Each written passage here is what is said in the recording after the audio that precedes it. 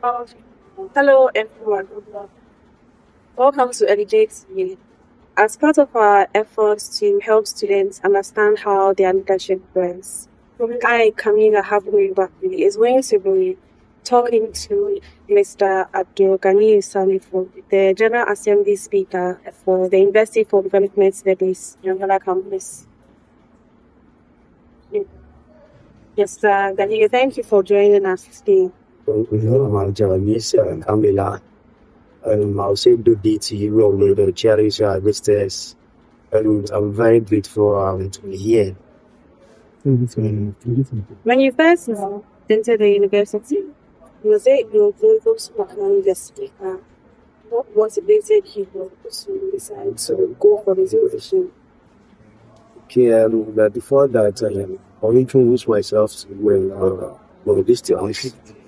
I'm myself out the Ghani. Before I'm a student in environmental biology and sustainability, and I currently represent the SRC General Assembly Speaker. When I first came to campus, usually, as we said, politics, and there's politics everywhere. Everybody is willing to govern and there is eat. So when I first came, I was not my intention to become a speaker, but my intention was to also involve myself in students' politics. And then there are no news. Now I'm here as an SRC General Assembly Speaker. Some students may not be well informed for the rules of the General Assembly. So can you shed more light on what rules?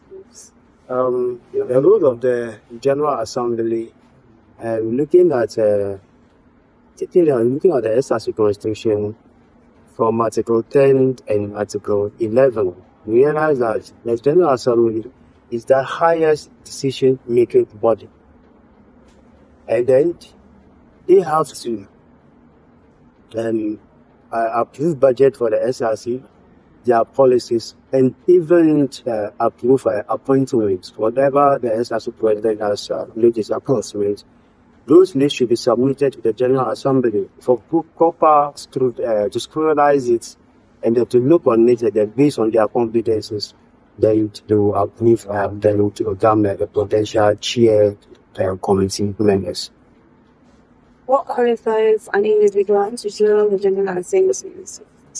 Okay, per the Constitution, what qualifies anyone to be? If you look at Article 10 of the SRC Constitution, the General Assembly consists of the Executive Committee, faculty reps, general representatives, and the junior common rooms secretaries, that is the House secretaries, and any recognized member. For instance, we have the Secretary of the Judicial Body, so a member of the General Assembly. So those are the people that constitute the General. So once you found yourself in the use of people, you are part of the General Assembly. The General involved in approving SRC. Yes, that is a core mandate of the General Assembly. However, as I said, once the president has done his appointment, no one, the appointee can hold himself as a committee member or a chair of that committee until it has been approved by the General Assembly. So what exactly is the approval process? The approval process, what the Constitution states is that all of them supposed to go through vetting. Then after a vetting, and then the Assembly have to constitute a vetting committee for the appointees. And then once that is being done, all the appointees will go through the vetting process. Once we qualify, then it will be published. But once we qualify, we will refer it back to the president to look at it and then with our recommendations to get someone into that position. So what you are saying is nobody can come into the president's position without your assembly approval. Yes, that is. So to speak more generally, how does the General Assembly contribute to effective student governance? The General Assembly, looking at how it is being structured, and I said it is the highest decision-making body as far as SRC is concerned. The General Assembly has to hold the executive committee accountable. Whatever that they are coming to do, they have to hold them accountable and protect the student interest. So, for instance, the SRC can bring a proposal or a policy that they want to do. And then the General Assembly have to look at it. Once they realize that it's not in the interest of the students, because they are representative of students, then they have to drop it so that it will be reconsidered and then introduced back to the General Assembly for further consideration. So based on my experience in attending the General Assembly sittings, there are usually strong opinions involved, sometimes disagreements, not sharing of the same opinion. So how do you go about settling those disagreements? Looking at the leadership of the General Assembly or the leadership of the Speaker, is being guided strictly by the SRC Constitution, and decisions are being taken democratically. So once there's opinions and agitations, the House should put it to motion. While they debate on such an issue or such matter, then in case we are not getting a motion, then we'll put it on to voting. And then, as we said, democratically, it goes by the majority. So usually, their decisions are being concluded by the majority of the House.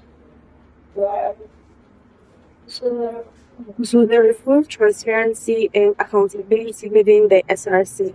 How do you go about it? So accountability, there is mostly looking at this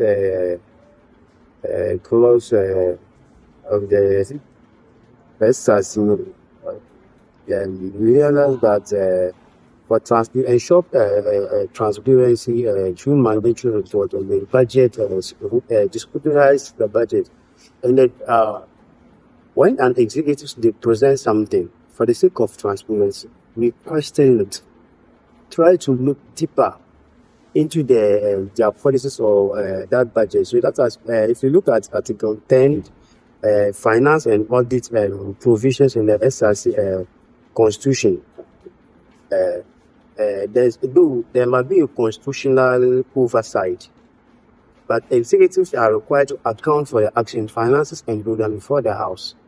So whatever money that you are taking from the office in the SRC, even if it is being approved by the General Assembly, you will later come back to account for to be received. So what main topics are usually raised at General Assembly sittings? Is it student concerns, SRC executive concerns? What matters is the students' welfare and student interest. The assembly is to protect the interests of the students. For instance, in case something happens, if you see SRC executing their projects, that means that it is not approved by the General Assembly. So even if they are going to believe, we should believe the General Assembly, because they approve it, they allow it. And that is why the representative from each faculty, each year, they comes around with constitutes of General Assembly. So that is to protect the welfare and the interest of students. So, based on what you just said, it means you are involved in follow-up and solution of student concerns. Yes, that is what I would say. Because mostly what happens is that the faculty representatives, we know that they also have associations in the faculty levels. So mostly things should be discussed, because we pre-inform them. This is what we are going to do at the General Assembly. So it will be discussed within their department or their faculty, so that matter will be brought. And once it is being brought, the emotions are removed, then we look at it and once there's a resolution that can be made on it, then we make on it. Once it has to. So such decisions are about what the assembly want. So, in exclusion of the approval of SRC appointees, is the General Assembly an independent body? If not, how do you collaborate with other students that instance minutes?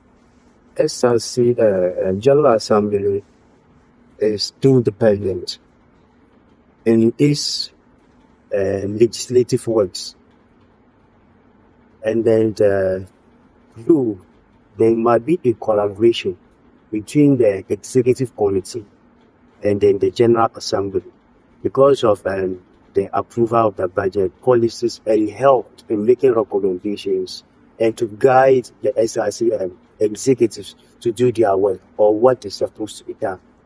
But in terms of interference, the General Assembly must resist and stand independent to work in the interest of the students. Who qualifies to be present for General Assembly meetings? Is it able No. You should qualify it. One is the executive committee, and that includes the presidents and his appointees, the WUCOM, the next executives. If you come to look at the faculty representatives, the faculty presidents, they are included. You take junior common rooms, that is our halls, they are secretaries, but not their presidents. They are secretaries from the. And then the year groups representatives, they are also included. And then any recognized member by the SRC constitution. And the example that I will give is the Judiciary Board Chair Secretary, supposed to be part of the same. So our outcomes of the General Assembly meetings, are they published to the regular students or it's just get to the outcome of the resolutions at the end of the day, a report will be written and it will be shared. We have a common platform. It will be shared into your platform, and everybody's doing. That's why they are. So when you do back, you have to carry what has been discussed. It's just like the parliament in Ghana. You are representing your people. So whatever that you come to make a decision, when you go back to your various faculty levels or to your department level, you have to inform them what is going on. This is how far the SRC has gone. This is their budget. This is their money. This is what they are coming to do this year, so that everybody will be abreast with what is going on. So, do you allow students access to you for information concerning school materials? What is going on campus? The General Assembly is fair, firm, and inclusive for accountability sake. So account-based that General Assembly, you can access a project. Sometimes you might have the General Assembly. You can write as an observer to also get access to see how the proceedings about the General Assembly goes. That the definition that you want, you can have access to it. Ours is to approved budget, policies, and then appointees. So I don't, unless you are certain or you clarify about the kind of information that students should be reading for your General Assembly. That's right. So, from my observation, and for many other students, there have been 59 student participation in SRC activities. What steps are you taking to increase student participation in SRC activities? That one is generally even in the General Assembly, we get some of the challenges that we are facing, or sometimes absenteeism, meetings. But the issue is just about transparency and accountability. Once you are not transparent to the students, well, you are representing them, and whatever expectation that they have of you, in case you are not, it's not a issue or a crime. You account to them. This is how far that things have gone. But this currently, our leaders fail to be transparent and accountable. All of the sudden, they are doing projects. How come that the projects are made? So it will become a question.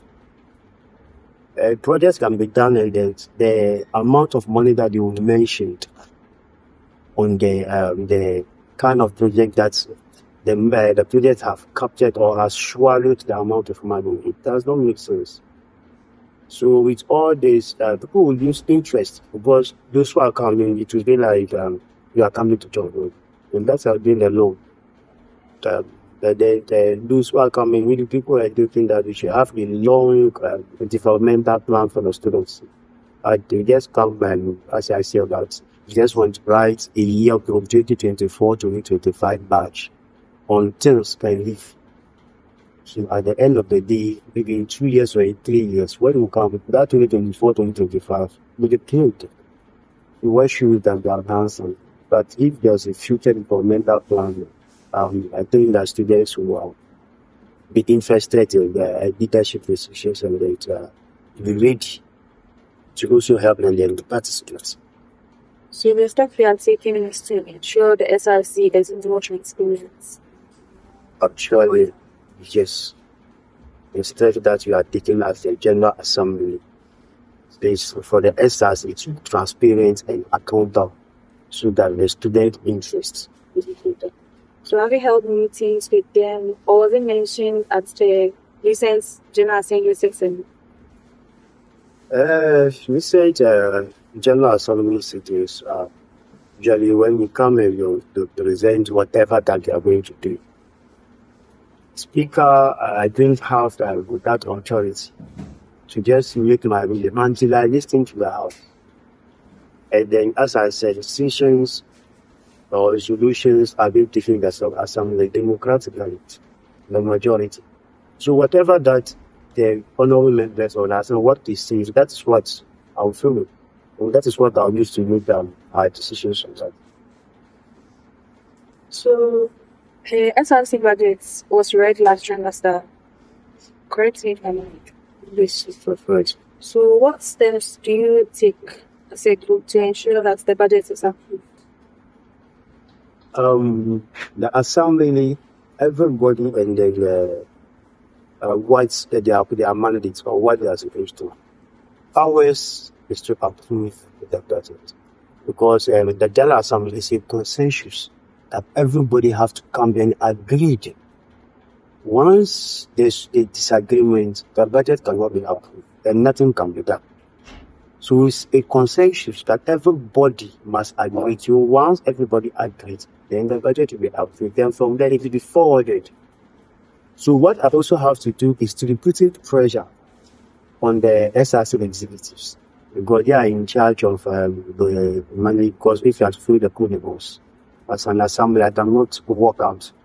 Yet I've worked to demand for money for any magnitude. They said you should fill the codes. So I have to request from the SRC treasurer. Then the SRC treasurer also request from the monthly to take out. So mine is to just be asking the review up on the executives, putting pressure on them so that the amount of the approved budget money will be available for them to execute things. From information I've heard, there is always a certain allowance for the General Assembly. Is it possible to give us the amount that is awarded to pay those who come for the General Assembly sittings? Basically, why what I might say might not be the right because it's not it's determined by each year. The general, so once we constitute a General Assembly and the members count, then you decide on the amount of the allowance. So I cannot say that it has a fixed amount. So it depends on each year. So for this year, group, the honorable members decided $50 as a sitting allowance. So it was decided by the General Assembly, not the SRC. The SRC can propose based on the money that they have in their account. They can propose that okay, this year, let's have 60 cities or 10 cities. It is definitely to there, so we can't force things on them. That is why I said the General Assembly is the highest decision with everybody. So the SRC executive has no interference in the assembly. So provided they propose that this is the amount of money or allowance allocated, the general members, the assembly members for the honorable members can decide to reject and propose their own. So even they can approve the budget, and at the same time they can move the motion to retract it. So you said the SRC cannot interfere with the G. There's no appeals have been made, nothing. If what if the G brings out a mandate, it's final. Yes, that is it.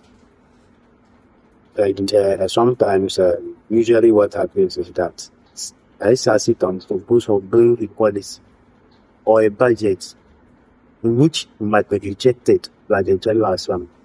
But on their own way, they can go and make correction and reintroduce it back to the Assembly for consideration. What achievements do you have that you are most proud of as the GA speaker?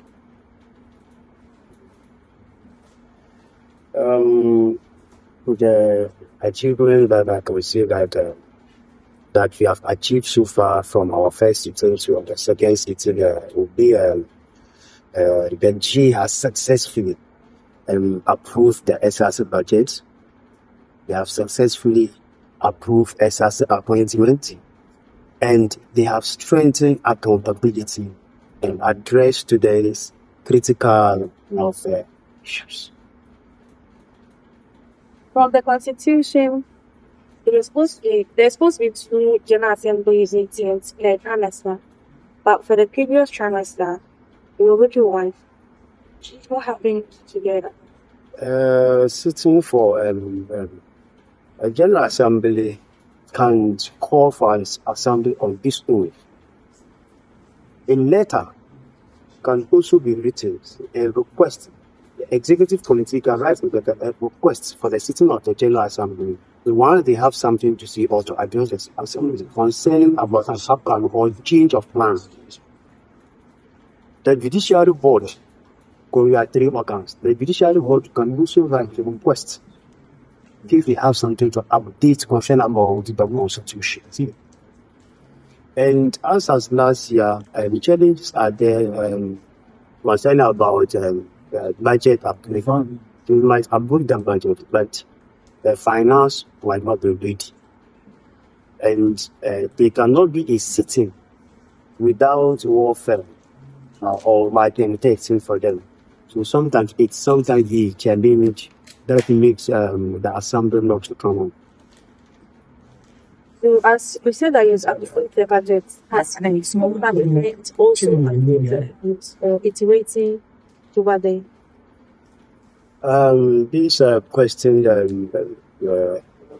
you are being asked, or if the finance committee chair was nearby, they will have to update from him. But as I knew yesterday when they updated the assembly, and we were told that the first Prime Minister's budget had been approved by the management, and then the money has been made available to the resources.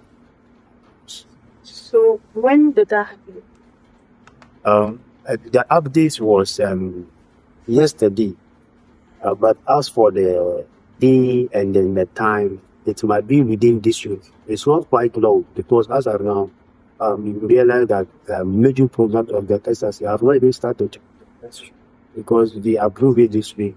So when they approve it and then before it will reflect into their accounts, it will take time. So as of now, the information that we have is it's the first Prime Minister packet has been approved and it has been paid into your SRC account. So we are waiting for it to reflect so that from there we can now start looking at the SRC executive or the SRC to start executing these projects. Since you said the funds have been released, we are just waiting on it to be reflected by the SRC. So it has been approved. And we are waiting for it to reflect into the SRC according to the treasurer what it updates the General Assembly yesterday. Okay.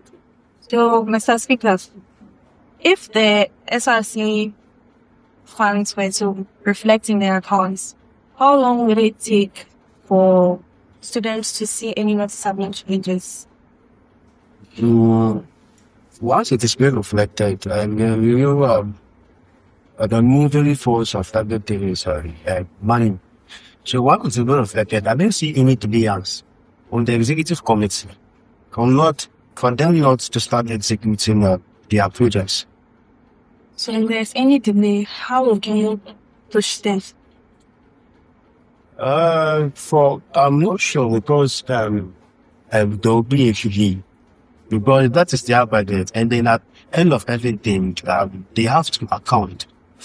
And then when we see that yes, it is reflected and nothing has been happening, it is the duty of the General Assembly to call them, with someone there that executive committee to answer the General Assembly why or what's delaying them. And whatever that they say, that's what we publish to the entire member. And as I would even say within the General Assembly has to at all costs protect the students' interests. So after the projects are completed, maybe at the end of the academic year, after funds have been used for the projects, do you check to see if the money has been judiciously used? And sometimes on certain times, people fail to take legal matters seriously. Because after you left here, there's no way that you're named, whatever that you're doing. The people who have it, you might think that you are done anything. So sometimes we don't have to deal with legal matters. And whatever in the budget, it was categorically each item and the issue. So whatever that the persons are going to request a budget for a particular policy or a project that they are going to do, once the treasurer writes the request, they sign. The General Assembly speaker have to also sign to ensure that whatever that is requesting, that is the exact, or that is what is reflected in the budget. So in case they see discrepancies or mismatch, I'll be able to detect that. And once I detect that, I'll pull it out. So what are your key priorities for this academic year? I give priorities for this academic year as I'm now for now, this I'm getting simultaneously. The executives, as you can see, they are really willing to work. And then it is just the duty of the General Assembly to support them and to execute their projects. So, finally, do you have any message for the student body as the academic year progresses? Mostly, students' expectation, because sometimes you see you as a General Assembly Speaker, the Assembly Speaker, we are not mostly presented into the eyes of the students. It's mostly the executive committee that is the know best.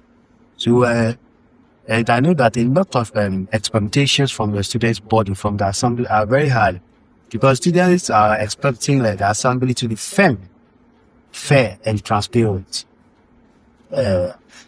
committed to accountability, the inclusive and the protection of students' interests. So, with this, if you expect this, the assembly fails, and then you begin to also lose respect and their interest in the lesson. Thank you very much. So, ladies and gentlemen, watching. Thank you very much for your time in joining us for this session today on Elevate TV. You have a very informative and educative session with Mr. Ganiri Bas. Previously said the General Assembly Speaker. So I'd urge you all to like, comment, subscribe to FJ TV.